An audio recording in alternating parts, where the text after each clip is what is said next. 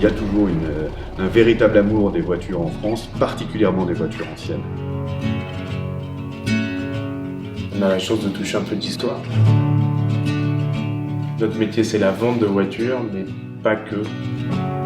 On aime bien accompagner nos clients, essayer de les guider au mieux dans l'acquisition et le suivi de leur voiture. On est marchand spécialisé en automobile de collection.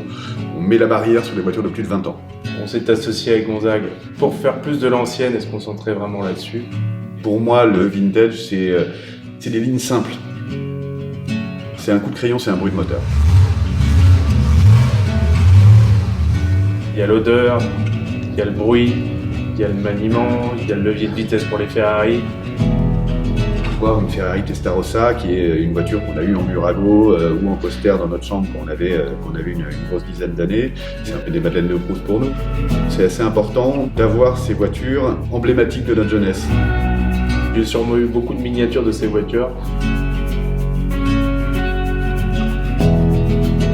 Rouler dans une Porsche 959, j'ai eu la chance de le faire. Rouler dans plein de vieilles Ferrari V12. Rouler dans une Mura, je considère avoir beaucoup de chance.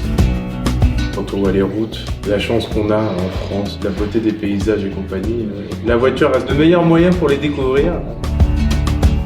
Nous, on a la chance de faire toutes nos courses ensemble. C'est un peu le moment où, même si on travaille, on déconnecte un peu et c'est un petit moment de vacances et de plaisir ensemble.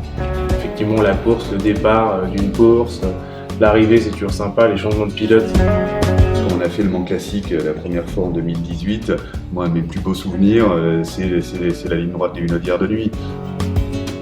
On entend les histoires de son père pilote, on a envie de toucher un peu le côté pilote.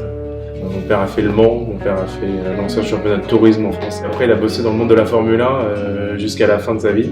Moi, mes premiers souvenirs de voiture, c'est quasiment à Montlhéry quand il faisait de la course. Donc les voitures, c'est vraiment mon truc. Mon arrière-grand-père, mon père était passionné de voiture et ça s'est transmis comme ça. Mon père, les premiers 24 heures du Mans, il les a fait, il n'avait jamais fait une course de sa vie. Les constructeurs n'hésitaient pas à prendre des vrais risques. La complémentarité, elle était assez évidente. Je suis Gonzague Ruchot, associé cofondateur d'Eleven Cars. Stanislas Gurdjian, cofondateur d'Eleven Cars.